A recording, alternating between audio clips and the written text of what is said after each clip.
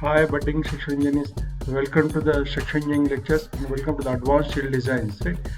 Now we are there in the topic cold formed lead gauge steel structures. It's analysis and designs. In the previous class, we have seen the IS 801 1985, the code of practice for use of cold formed lead gauge steel structural members in general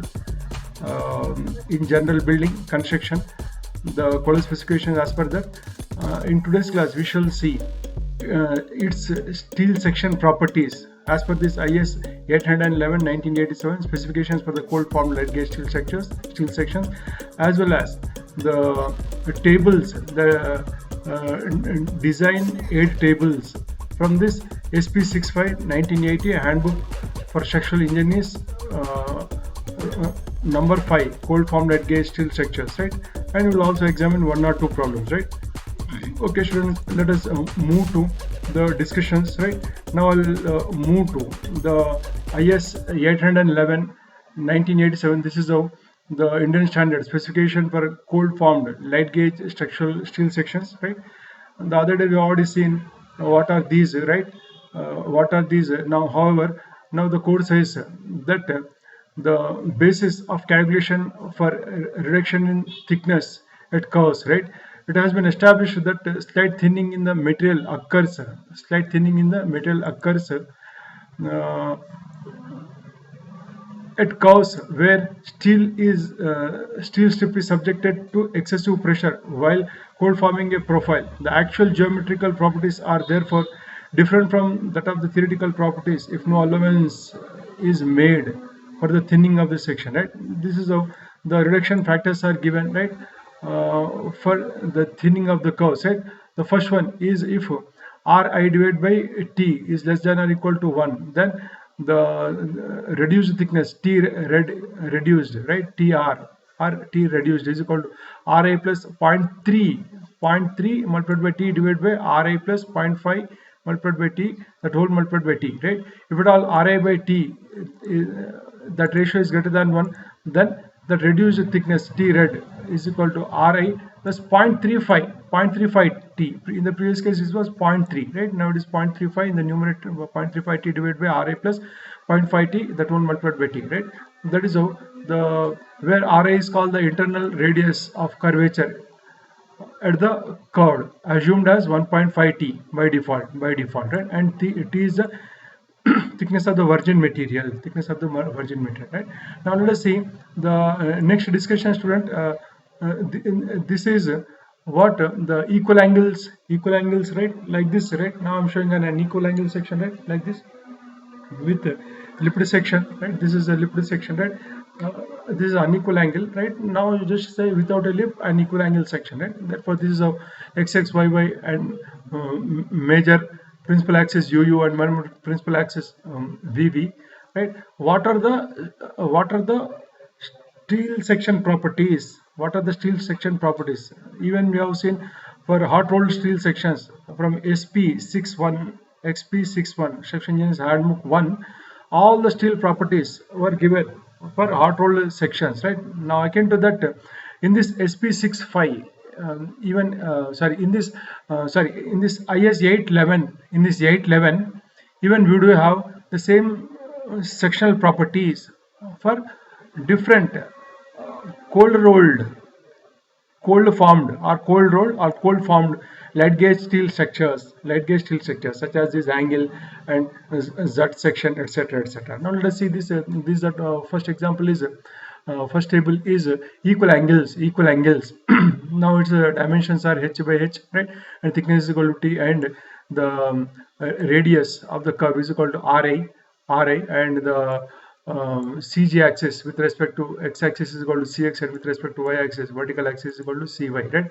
Where the CG is located. Therefore, all these values are available for h by T, right? Now 20 by 20 by 1.25, thickness is 1.25. Therefore, height is equal to 20 and thickness is equal to 1.25, where the Ri by default it is 1.5 multiplied by T, 1.5 multiplied by T, 1.5 multiplied by 1.25 is equal to 1.88. Therefore, then its unit weight in kg per meter, it works out say 0.366, and area of the cross section is equal to 0.466 centimeter square, and the center of gravity Cx and Cy respectively are 0.566 and 0.566 because it's an equal angle section. And the moment of inertia about major axis of bending 0.185 centimeter to the power 4 and minor axis of bending also same because it is equal angle, whereas major principal axis 0.303 and minor principal axis IVV is equal to 0.067 centimeter to the power 4. And radius of gyration about major and minor axis x and y axis both are same. Rx axis is equal to ry by 0.63 centimeter, and radius of gyration about major principal axis RUU is equal to 0.806, whereas about minor principal axis 0.380 centimeter, right? And the sectional modulus zx is equal to zyy in terms of centimeter to the power 3 is equal to 0.129, and the product moment of inertia, sometimes this is required, IXY, right, is equal to 0.188 centimeter to the power 4. Like that, for different thicknesses, these are available, right? 1.25, 1.6, so on and so forth, right? 3.15. Next one is 40 by 40 by 1.6. Starting from 1.6, you can see the thickness is available up to 3.15. Like that, 50 by 50 by 2. Starting from that, it is going up to 4. Like that, you please see, students, the last one is 100 by 100 by 3.15 up to 6 mm thickness, and the different sectional properties are available. Now next one is the top one, the unequal angle sections, like that, right? And therefore as we have discussed in the previous case, it is the same, no change, right? No change. Hence only what is the difference is here, because this being an unequal angle section, I do have IXX value as well as IYY value also. Therefore RXX as well as RYY separately, right? Now, and as well as ZXX and ZYY, right? Starting from 20 by 15 by 1.25, even that itself is available in 1.6 and 3 thicknesses. In 3 thicknesses it is available. Like that, you please see 100 by 100 by 100 by 30 by 3.15, varying that thickness varying up to 6 mm, right? 1 2 3 4 5 6 7 variants are available with 100. However, with the different depths, at 30, another is 50, right? Like that. And so all the sectional properties can be noted down from IS 811 1987, right? Now that of the square channels without lips, right? Like this, without lips. Here there is no lip here, whereas there is a lip here, right? Therefore the sectional properties can be noted down, students, right? And even here additionally I do have the shear center distance x naught with respect to y. Even now I'll just go through that. Therefore that x naught distance is also available here. You please see here x naught shear center distance, as well as additionally we do have the torsional constant J, as well as the warping constant Cw. These are the additional sectional properties that are available for the square channels without lips. This is the table 3, whereas this is a rectangular channels without lips, right? Table 4. We just go through these, students, right? And the next table 4, the same rectangular channels without lips continued, right? Next one is the channels with lips. Now you please see that I do have a lip here, like this. I do have a lip, right? Like this, right? Therefore for this plane, this is that lip, right? Therefore that flange is having a lip like this, akin to this, right? Whereas this is an angle section. What I am showing in the schematic is a channel, a square channel with lips, right? Therefore even here the shear center x naught and even the CG distance CYY that is also available, right? You may see from this table 5. And for rectangular channels with lips, rectangular, right? In the rectangular means H is much greater than this B. Previously H is equal to B, right? Therefore that is how the sectional properties are available, students, up to 250 by 80 by 25 with a thickness of 5, right? That is how the rectangular sections, right? Next one is hat sections, square hat sections, right? Then where is the shear center x naught? That is also available in CX, the CG distance with respect to the top plane. Even you may see from this table 7 the square hat section, students, like that. The rectangular hat sections where H the height is much greater than B, right?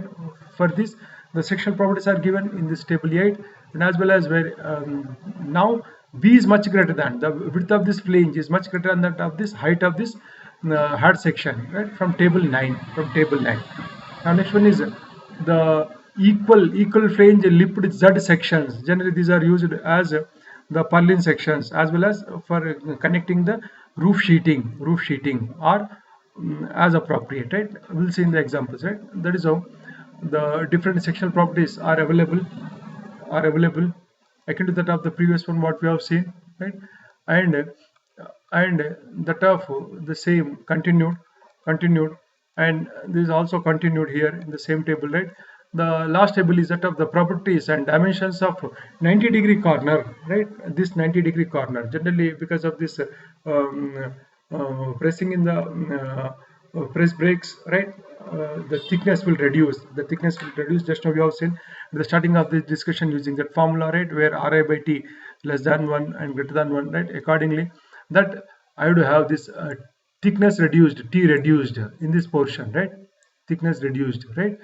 That is how if the thickness is equal to 1.25, obviously the radius is equal to 1.5 multiplied by 1.25 is 1.87. However, the reduced thickness is not 1.87 as per that formula. Just what we have seen is 1.16, and its unit weight is equal to 0.035 kg per meter, and area of the section of this section itself is 4.45 mm square, and the moment of inertia Ix is equal to Iyy is equal to 2.54, and the center of gravity Cx is equal to Cyy. You please see this figure, right?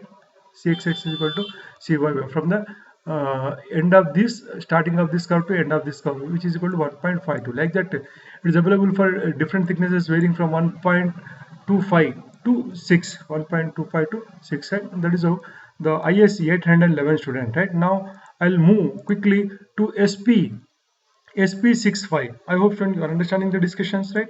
So far we have discussed 811 codal specifications as well as the steel section properties from 811. Now let us see from SP65. The other day we have seen all these, right, up to illustrate the different grades, right? All these discussions we have seen what are the flat width ratio, all these definitions, right, for the stiffened, for unstiffened, for multiple stiffened members, as well as flat width ratio, effective design width, point symmetric, torsional, flexural buckling, etc., and yield stress also. Now in today's class we shall see from that SP65 1980 the sectional properties. Just now we have seen the code has given the sectional properties. Now how to calculate those sectional properties, which you already learnt in the strength of material or engineering mechanics, right? For different shapes, right? If I do have the vertical element of the web, right? Therefore, the major axis of bending is now referred here instead of x as 1, the minor axis of bending here is referred to as vertical axis, referred to as instead of y as a 2, right? And 3 is at the top of this, right? That is all. The reference axis are given, right? Therefore, about 1 axis BD cubed by 12. However, B itself is very small. Therefore, the depth of this web element or that of that flange element as appropriate, right, is equal to L. Therefore, D, right? The thickness is very small. Therefore, that multiplied by L cubed, B D cubed, L cubed by 12, right? That is about major axis of bending, whereas minor axis of bending, right, D cubed, that negligible thickness whole cubed can be neglected when compared to that of the L cubed by 12. Therefore, it is neglected. It is given is equal to 0. And about the top of this flange I33 using parallel axis theorem, right? Moment of inertia of this web about its own axis transferred to the CG of that transfer to the 3 axis, right? That is how using area multiplied by perpendicular distance, right? Area multiplied by perpendicular distance, whereas the perpendicular distance of the CG is A. Therefore, L multiplied by A square plus that of this L square divided by 12. Now that works out L multiplied by A square plus L square divided by 12, right? Like that, if at all I do have an element which is horizontal, generally this is for the flange or as appropriate. Therefore, in this case, now moment of inertia about this horizontal axis itself is 0, because the thickness is very negligible compared to that of this length. Therefore, negligible thickness whole cube is negligible. Therefore, it may be neglected. Whereas the moment of inertia about this vertical axis is now yes B is equal to small thickness multiplied by d cubed. Now d is very large, right? L cubed by 12, right? Whereas the moment of inertia about this 3 axis itself is using parallel axis theorem. Therefore, parallel axis theorem 0 plus L multiplied by a square. L multiplied by a square, right? That is how. And even for the curved section, whereas for the curved section like this, right? I'm just showing a total circle, student, not a total circle. Now you take just one quarter of this, right, chord, right? Therefore, where the CG lies, you know already, which is already taught in engineering graduate level in engineering mechanics, very first chapter, right? Therefore, I'm just recalling that. Therefore, now the length of that curve, if at all that length L is equal to 2 pi r by 4, 2 pi divided by 4 is equal to 1.57 multiplied by r. 2 pi by 4 is equal to 1.57 multiplied by r, right? Whereas it's the CG, this CG with respect to this intersection of this 3 axis with that of the 4 axis, that is what called the CG distance, student, right? Which is equal to uh, uh, 0.637 r, and I1 is equal to I2 is equal to 0.149 r square, and I3 is equal to I4 is equal to 0.785 r r r square. Sorry, this is r square, right? Now next one is that of if at all this section is inclined, right? Therefore, along this parallel along this axis 1 1, along this axis 1 1, the dimension is equal to m. Along this vertical axis, the dimension is equal to n, right? These are the abscissa is equal to m, ordinate is equal to n. Therefore, in such a case, the moment of inertia about this 1 axis is equal to L n square divided by 12, and moment of inertia about this vertical axis 2 is equal to L m square divided by 12, and moment of inertia about this 3 axis, the 3 axis, right, is uh, which is there at a distance of a. That 3 axis is there at a distance of a from the CG of this inclined axis, so, right, inclined member, right? Therefore, with respect to that, right, it is now L a square using the parallel axis theorem plus L n square divided by 12, because L n square divided by 12 is equal to I1. Therefore, I1 plus using parallel axis theorem N multiplied by a square. Now it works out N multiplied by a square plus n square divided by 12. These are the properties of the line elements, right? Line elements, right? Like that of an arc is also given, student, right?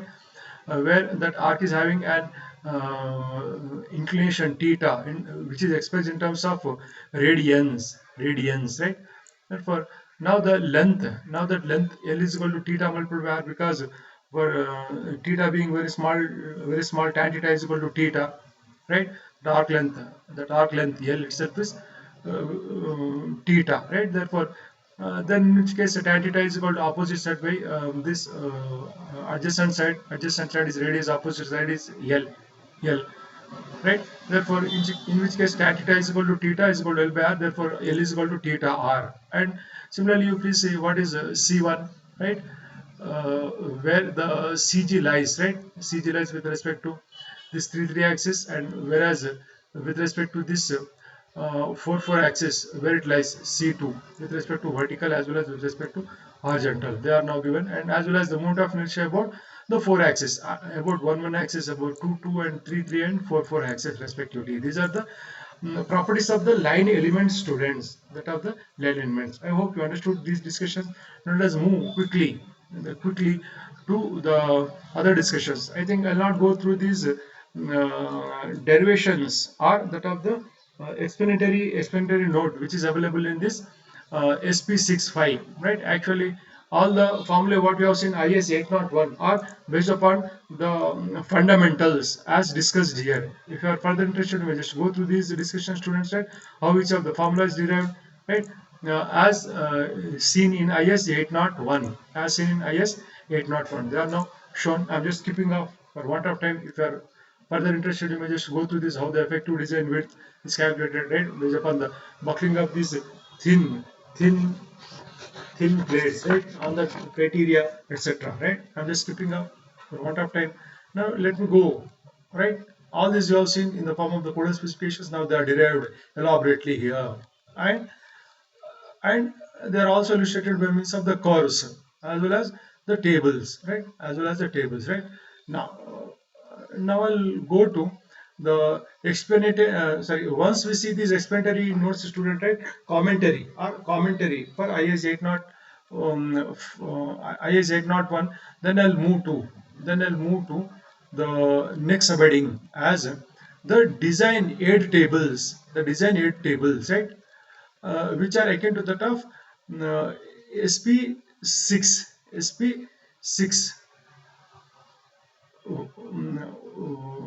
um, sorry, SP24 for IS 456, right? That is the design tables, right? This is of the tables. Now I'm there in this design tables and design curves using these formulas which are given in this section 1 of this SP61 or entire code book of IS 801, what we have discussed in previous class, right? Now there is the first one is design of stiffened compression elements without intermediate stiffness. However, you see what is the W by T limb in the class 5.2.1.1 of IS 801 1975. I'll just show that, student, right? 5211 5211 at a quicker pace, right? 5211 like this. This is a 5211. One moment, right? This codal specification deals with, right, 5211, right. This is what the codal specification, student, right? This is 5211, where we are there in properties of the sections, right? 52 is properties of the sections, right? Where 5211 is elements without properties of the stiffened compression elements, elements without intermediate stiffness, right? For load determination, right? W by T limb is given to 1435 divided by square root of F. However, if W by T is larger than W by T limb, then V by T effective, for calculation of this effective width, V by T is given by 2120 divided by square root of F multiplied by 1 minus 465 divided by W by T multiplied by square root of F. Whereas for closed sections, this is how the other formula is given, right? Now the same is referred here, and what are these limiting W by T values as seen from that specification 5.2.1.1, right? They are now given readily as ready reckoner for different compressive strengths, for different stresses in compression elements F kg per centimeter square. If I substitute there for non-tubular sections for load calculation, let us say for first example is if the stress in the compression element is equal to 100, I have to have W by T limb. W by T limb is given by 1435 divided by square root of F, whereas square root of F is equal to 100. Therefore, divided by 10 means 1435 divided by 10 is 143.5. Like that, if F is equal to 900, therefore 1435 for non tubular sections for load determination, right? If F is equal to 300, student, then square root of F is equal to 30. Therefore, 1435 divided by 30 is equal to 47.85. Like that for deflection checks for non-tubular sections, right? Now let us take, if at all F is equal to 100, then square root of F is equal to 10. Hence, for W by T limb for deflection checks for non-tubular sections is equal to 1850 divided by 10, which works out 185. Like that, you please see for tubular sections, right, which is equal to 1540 divided by 10, 154.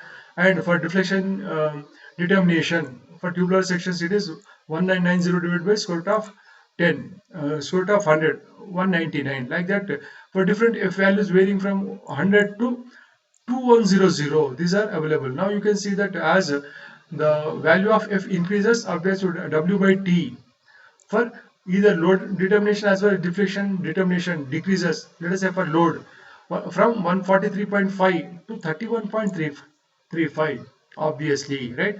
More the stress, obviously less is the effective width, right? Less is the stress, more is the effective width. There's already self-explanatory both for non-tubular as well as tubular sections also. In each of these columns you can see the values are decreasing. That is what the observation from this table, right? Now next one is that of the non-tubular sections, right? Whereas we have already seen the codal specifications from IS 801 1975 from class 5.2.1.1 for load as well as deflection determinations, right? This one 5211 one moment, right? 5211, right? This, right, for load determination as well as this codal specification what I am saying, as well as for deflection determination, both for uh, closed sections as well as open sections, both for closed as well as open sections, right? Therefore now this is how these specifications, these codal specifications are covered here in the form of the figures. Figure 25A, 25B, 26A, 26B. 25A, 25B is for load determination. Now let us see this 25A. This is a figure 25A B by T ratio for load determination for non-tubular sections. Non-tubular sections. What is now given is here, what is that B by T ratio, student, right? B by T ratio varying from 20 to 160 for different W by T ratios varying from 0 to 200 for different F values. You can see the F values varying from 100 kg per centimeter square to 1000 kg per centimeter square. Therefore that is how, if you know what is W by T, therefore let's say W by T is equal to 160 for let us say F is equal to 1000. Therefore for 160 1000. Now therefore what is the permissible value of B by T that you can calculate? Is approximately some 57 or 58. That is how you can note down from this figure 25A readily. Or alternatively you can use directly that formula. However, this inclined line indicates the W by T limiting values. All are culminating here, right? For F 100 to 1000, all values are culminating, beyond which there is not applicable. These curves are not applicable. This is a figure 25A, student. Like that, now we'll say the figure 25B B by T ratios values are ratios for load determination for non-tubular sections, right? This is figure 25B, whereas this figure 26A B by T ratios for deflection determination for non-tubular sections, right?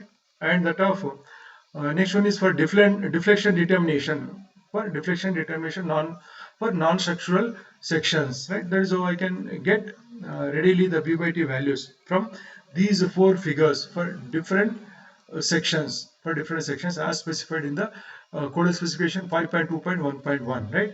Whereas for tubular sections, as we have seen in class 5.2.1.1 of IS 801 1975, the these design curves are now given in figures 27A B, 28A B respectively. Now let us see this, right? 27A B, 28A B, right? Now I am there in now figure 27, student, right? This is a B by T, whereas this W by T, right? W by T limb for varying values of F is equal to 100 kg per centimeter square to 1000 kg per centimeter square, right? That is how this is for B by T ratios for load determination for tubular sections, right?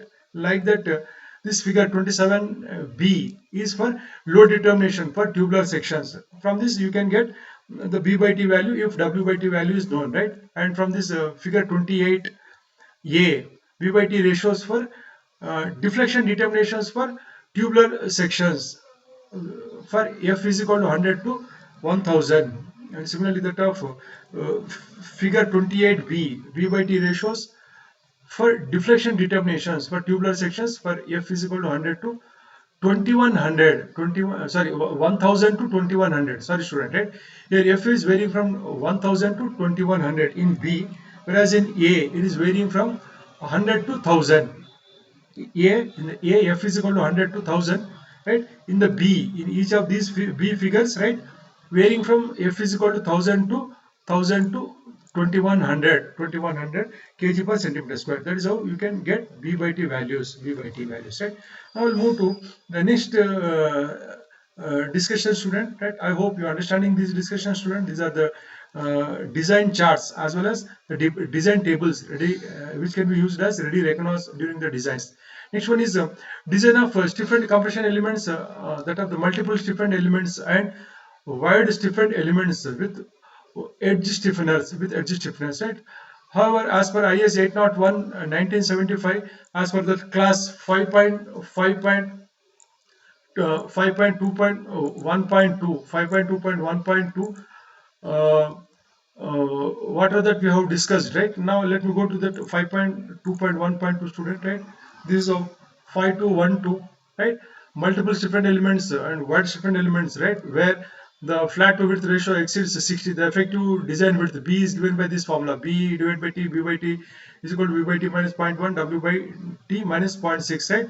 Whereas if W by T is greater than 60 and 90, A effective is equal to alpha multiplied by AST, where alpha is given by this formula: 3 minus 2 divided by BE divided by W, 1 by 30, 1 minus BE divided by W multiplied by W by T. If at all W by T is greater than 90, A effective is equal to BE divided by W multiplied by effective. I'm just recalling these codal specifications, right? The same are now written here, right? Written here, reproduced here in this, right? Table. They are now readily used. They are now readily used, right? And V by T values are given for different W by T ratios. Right? Let us see this. If W by T is equal to 60, if W by T is 60, right? Then V by T, if V by T is equal to 20, if V by T is equal to 120, then the reduction factor alpha is equal to how much? Therefore, that I know that W by T is, if at all it is greater than 60 and less than 90, right? Then this formula is applicable. Alpha is equal to 3 minus 2 divided by BE divided by W minus 1 by 30, 1 minus BE by W multiplied by W by T. Therefore, substituting in that formula, now I'll get alpha is equal to 1. Alpha is equal to 1, right?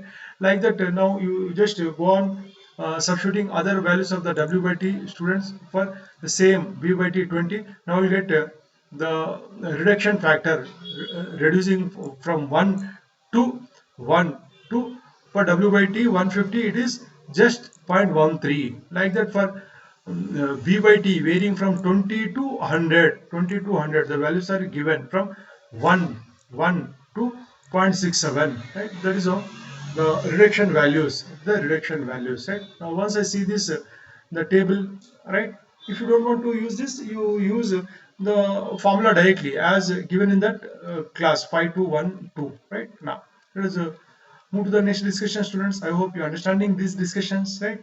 We are there in design charts as per SP 1968, right? Now next discussion is stiffness for compression elements, right? As per this class 5.2.1 of IS 800 1975, right, which stipulates the minimum amount of inertia of the different compression elements given by this formula: I mean is equal to 1.83 T to the power 4 under square root W by T whole square minus 281200 divided by Fy, right?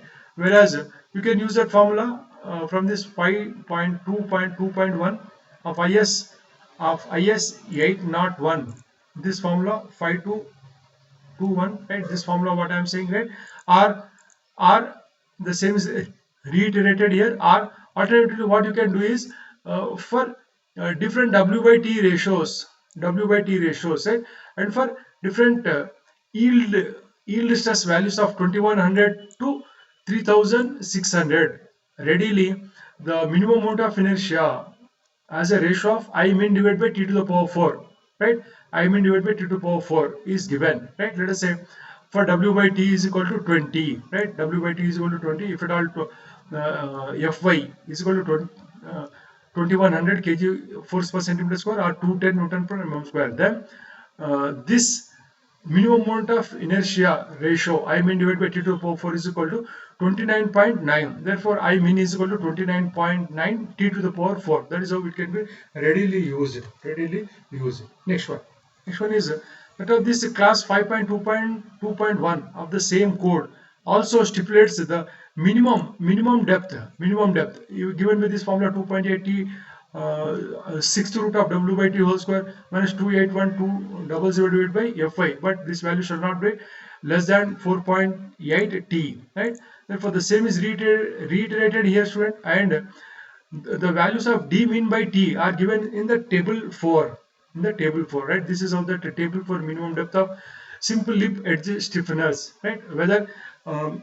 That lip whether that lip can be considered in contributing the stiffness or not, right? There is a, if that value is less than this d min, then it will not contribute to the stiffness, it will not contribute, right? That of this lip, right? That provides the d minimum depth of this stiffener. That is what readily given for w by t, and for different yield stress values varying from 2100 to 3600 kg force per centimeter square. Let us say if I take w by t is equal to 20 for 2100 kg force per centimeter square yield stress, I do have a value of minimum depth d min by t, means d min is equal to 7.1 multiplied by t, 7.1 multiplied by t. That is how this table will help in getting the minimum depth of this stiffening elements, right? Now next table is next discussion is that of the compression on unstiffened elements. I hope you are understanding this discussion, students, right? We are discussing SP 65 1968, right, where we are discussing the different tables and design charts, right? Now values of the w by t limb for unstiffened compression elements for different values of Fy are given in class 6.2 of IS 801. 6.2. Now I'll just move to class 6.2 of IS 801. Right. This is I'm just revisiting that code specification, student. Right. This is our compression on unstiffened elements. Right. For W by T not greater than 530 divided by square root of Fy. Fc is equal to the permissible compressible stress. Fc is equal to 0.6 Fy, and if other values are for other values of W by T, you please see using this formula, right? Now, even for W by T ratios varying from 25 to 60, right? For these codal specifications, now code this SP65 explanatory note of this IS 801 has given readily the table, right? The charts, right, in the form of the table for ready use. Now let us see this table 5. It has given w by t limb values, right? That is how this table 5 compression in unstiffened elements, right, for different yield point values or yield stress values varying from 2100 to 3600, right? What is the limiting value of w by t? 530 divided by square root of Fy, right? This value, right?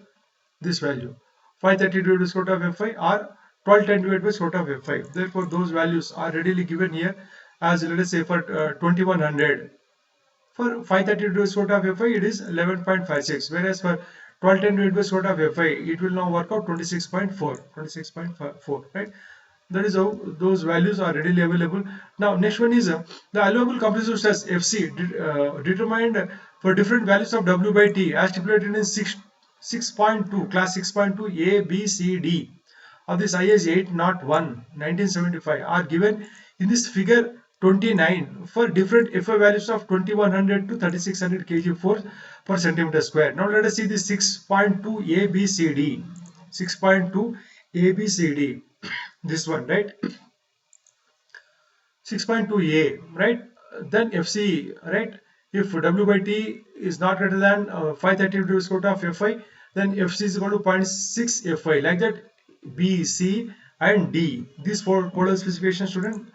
For these, the values of Fc are given readily for different Fy values in this figure 29. Now let us move to that figure 29, student. And this is how that figure 29 available compressive stress for unstiffened elements in kg force per centimeter square for different W by T values varying from 0 to 60 for different sections for different Fi values varying from 2100 to 3600 kg per centimeter square, right?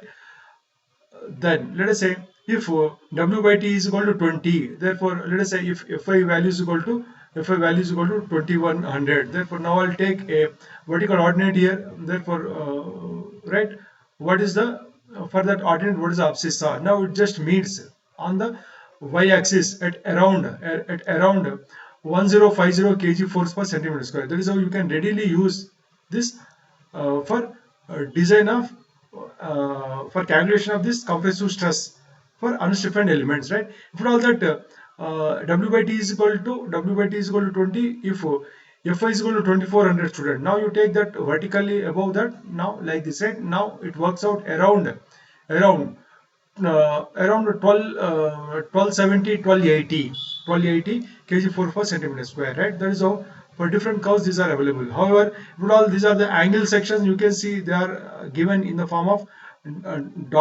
dashed line, right? Dashed line, right? Dashed lines for all the grades, for all the grades of the steel are for different grades of the yield stresses, right? Now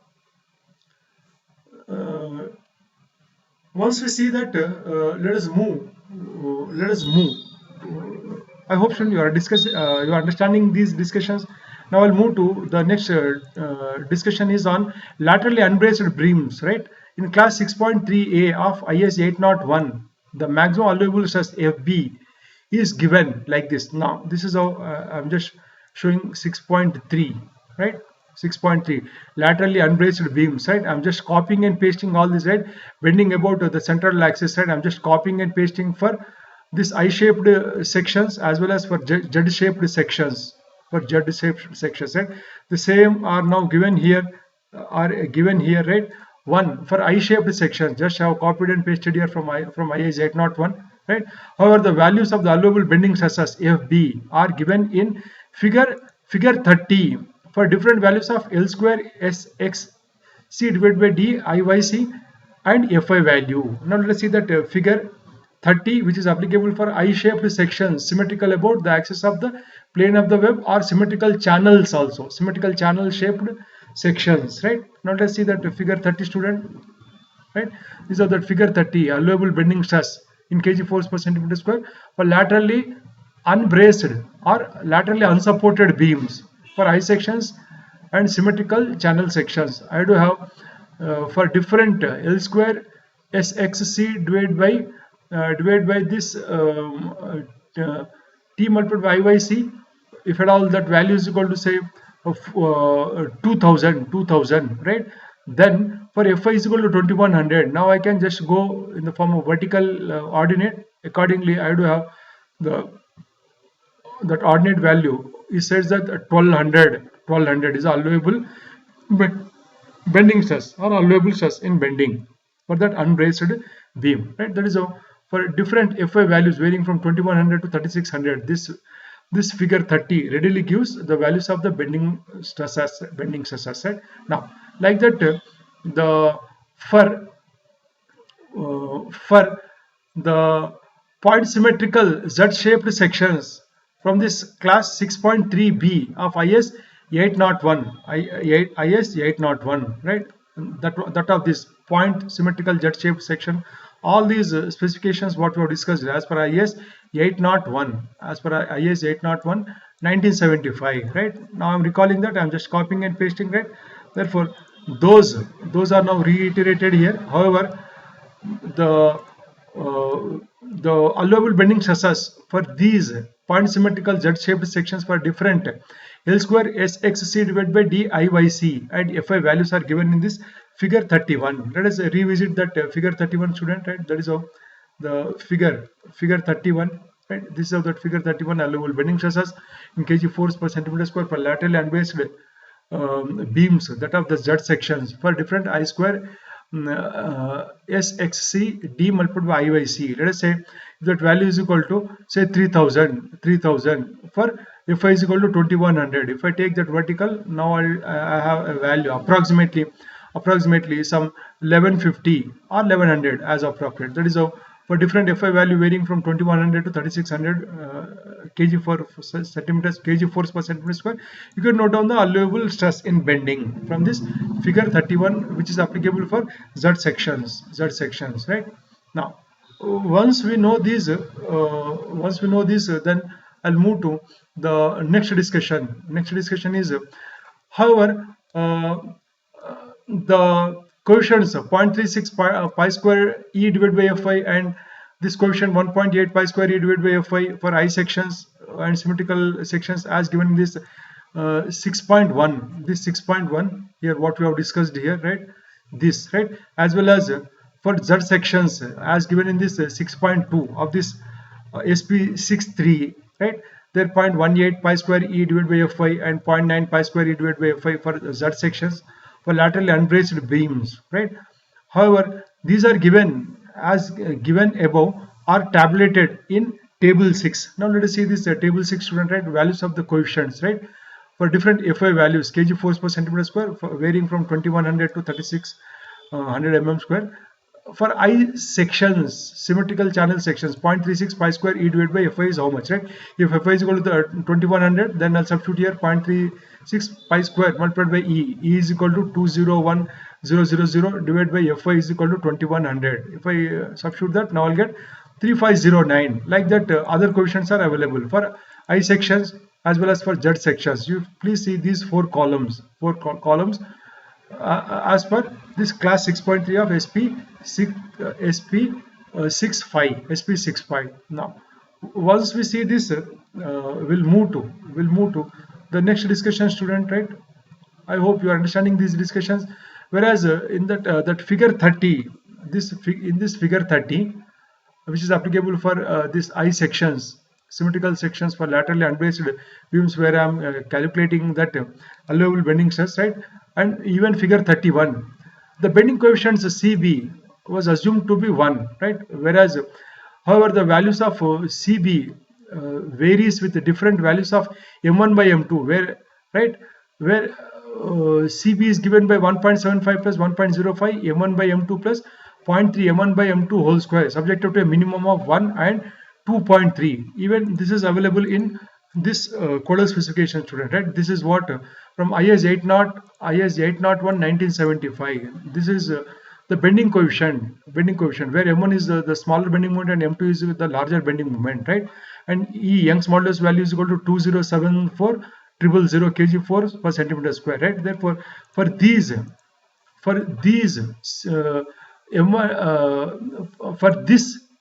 CB value is given in this table 7, right? This table 7 gives the bending coefficients for different M1 by M2 values, right?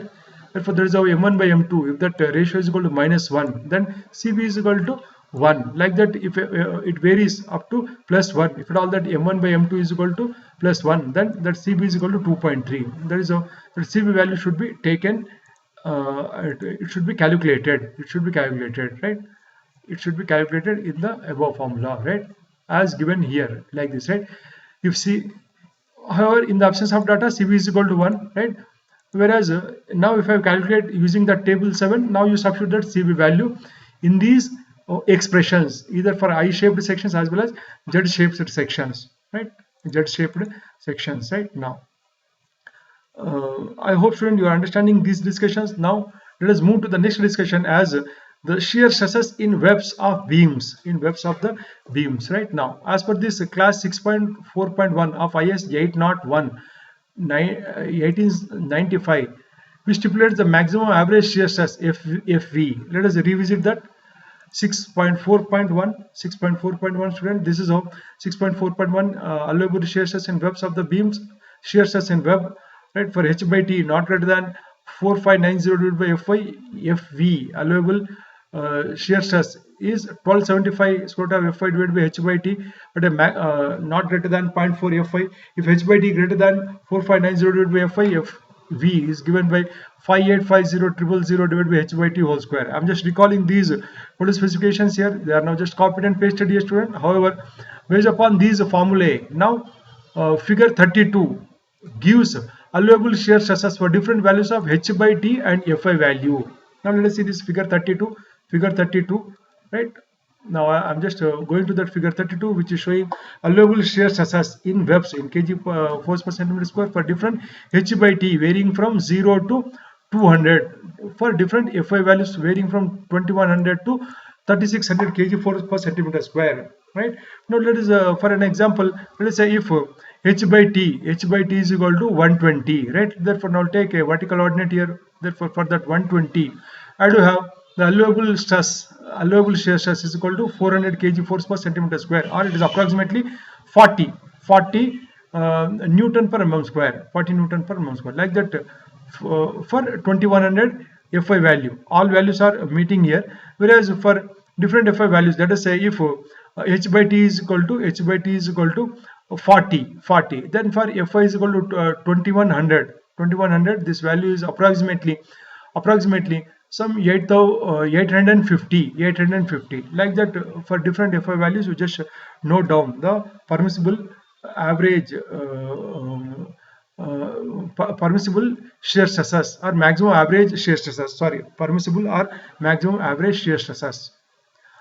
I hope, student, you are understanding these discussions. Now let us move to the next discussions as axially loaded compression members, right? Which is given in 6.6.1.1a of IS 801. I'm just moving to that 6611a. 6611a. One moment, student, right? One moment, right?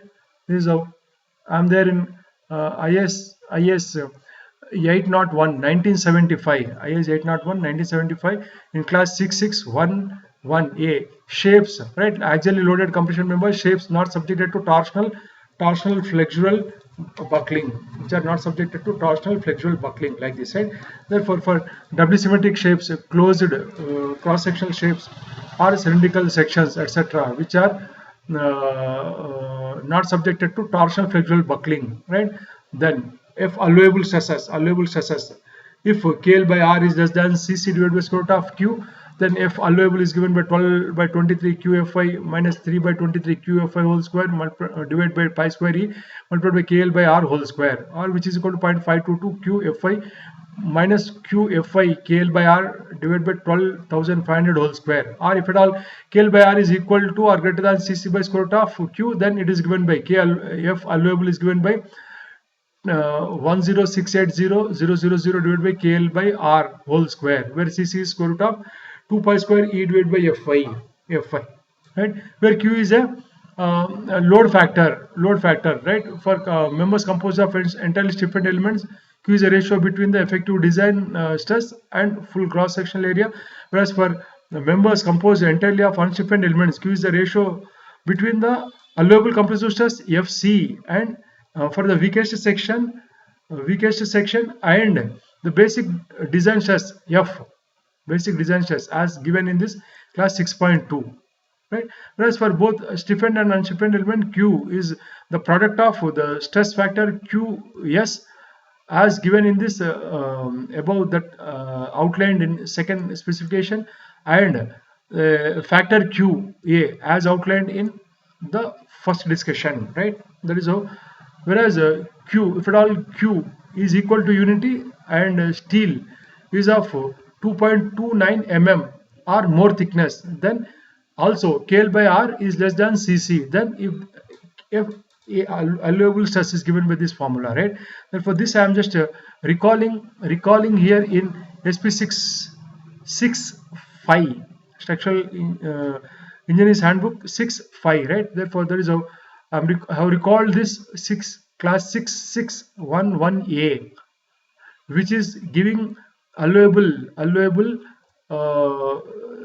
compressive stress FAL for members not subjected to torsional buckling, right?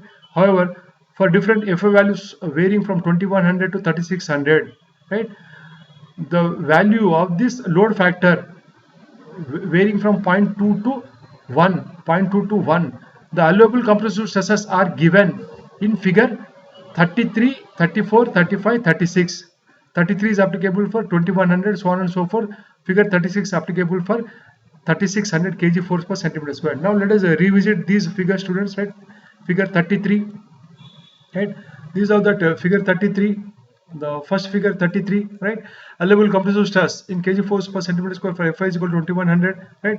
For different L by R, standard ratios varying from 0 to 200, right?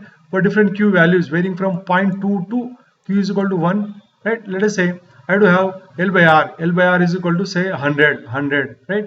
Let us say that Q value is equal to 0.5, therefore 100 0.5, then against which now I have to have a value approximately 500.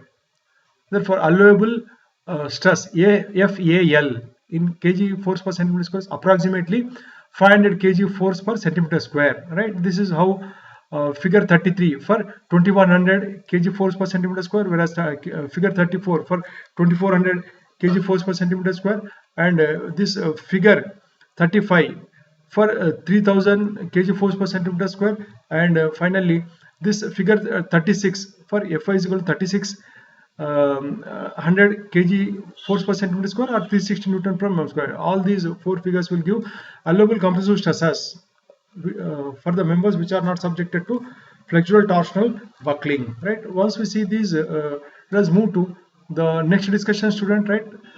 Now the class 6.6.1.1b gives when the Q value is equal to 1 and steel member not more than a thickness of 2.29 and KL by R less than CC.